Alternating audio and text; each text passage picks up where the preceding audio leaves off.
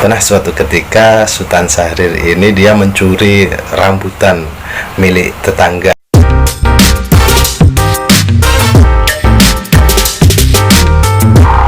Halo pendengar setiap podcast dimanapun kalian berada, balik lagi bareng aku Romantun MK, podcast Tanya Sejarah.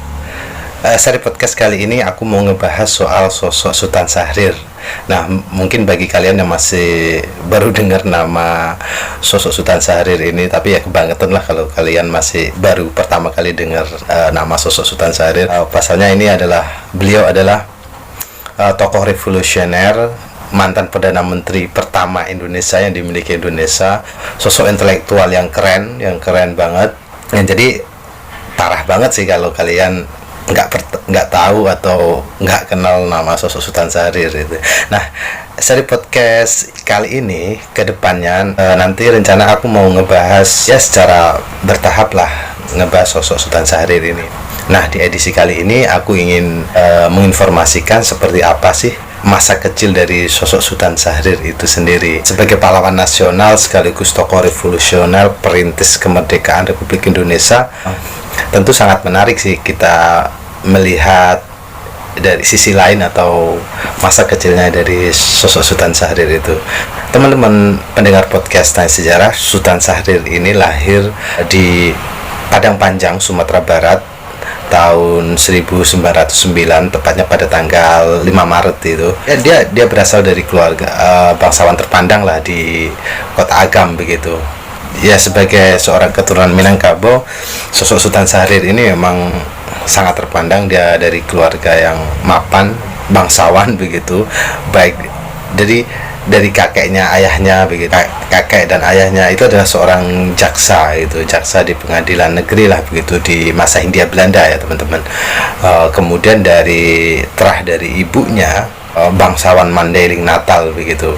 Jadi kakeknya atau ibunya Sultan Syahrir ini, ya beliau itu adalah keturunan langsung lah dari tuanku besar Sintan dari Natal begitu. Nah, jadi secara nasab baik dari bapak atau ibu, Sultan Syahrir ini dari orang yang sangat terpandang begitu. Tidak heran jika kemudian dalam karir politik atau pendidikan, Sultan Syahrir itu begitu moncer sehingga bisa menikmati berbagai pendidikan di dalam negeri maupun di luar negeri begitu. Bapaknya Sultan Syahrir ini bernama Muhammad Rasad, sedangkan ibunya itu Siti Robiah. Ya, keduanya dari keluarga terpandang lah di Sumatera begitu. Masa kecil Sultan Syahrir sendiri ini sebenarnya dihabiskan di banyak tempat sih. Jadi dia masa kecil itu berpindah-pindah dari satu tempat ke tempat yang lain. Nah, ini menyusul karena pekerjaan ayahnya, yaitu Muhammad Rasad itu sebagai jaksa pengadilan negeri di masa Hindia Belanda yang ya sesuai dengan tugas kenegaraan. Misalkan dia ditugasin untuk menjadi jaksa di Jambi, dia akan pindah ke Jambi. Kemudian ketika sang ayah ditugaskan menjadi jaksa di pengadilan negeri Medan, kemudian dia juga move ke Medan begitu. Jadi secara masa kecilnya dari Sultan Syahrir ini sendiri sebenarnya juga berpindah-pindah dikarenakan ya kondisi pekerjaan ayahnya yang menuntut untuk berpindah-pindah begitu.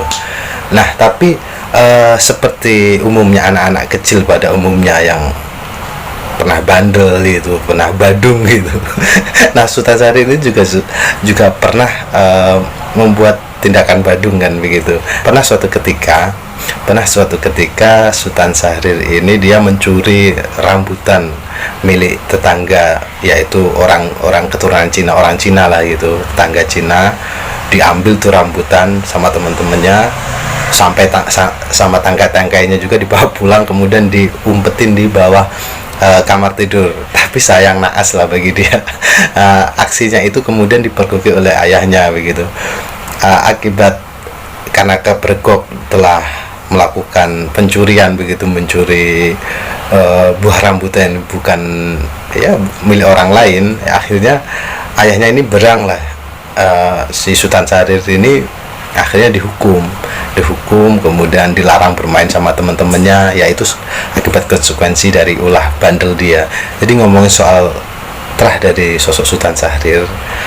Sultan Syahrir ini ya dari secara nasab ya memang dari keluarga Minangkabau yang terpandang begitu. Nah, itu tadi penjelasan atau informasi mengenai masa kecil dari Sultan Syahrir, di mana dia sejak kecil itu hidupnya berpindah-pindah dari tempat satu ke tempat yang lain karena memang tuntutan pekerjaan ayahnya yang seorang jaksa pengadilan di masa Hindia Belanda. Jadi situasi ini cukup mempengaruhi mental, watak, atau cara bicara, gaya bicara dari sosok Sultan Syahrir, khususnya ketika dia di Medan kan cukup sosiokultur di Medan cukup mempengaruhi cara bicara dari sosok Sultan Syahrir itu sendiri. Dari sejak kecil itu Sultan Syahrir itu tidak pernah menggunakan bahkan tidak pernah menggunakan bahasa ibunya, yaitu dari bahasa Sumatera gitu. Sejak kecil Sultan Syahrir menggunakan bahasa Belanda untuk komunikasi setiap hari. Nah, itu saja teman-teman pendengar podcast dan sejarah untuk edisi kali ini ya. Ke depan nanti aku akan ngebahas lagi soal masih tentang Sultan Syahrir, tapi aku akan ngebahas bagaimana sih pengembaraan intelektual awal mula dia menempuh pendidikan sampai kemudian dia bisa kuliah ke luar negeri dan menjadi sosok Sultan Syahrir yang mendapat predikat sebagai bung kecil mendapat predikat bung kecil, tapi sekalipun predikat bung kecil tapi nyalinya tidak sekecil postur tubuhnya begitu. Dia memiliki nyali yang luar biasa besar, sangat keren, sangat menginspirasi. Nah, itu akan aku bahas di episode berikutnya. Nah, untuk episode kali ini saya cukup sudahi di sini. Sampai ketemu di seri podcast selanjutnya. See you, bye bye.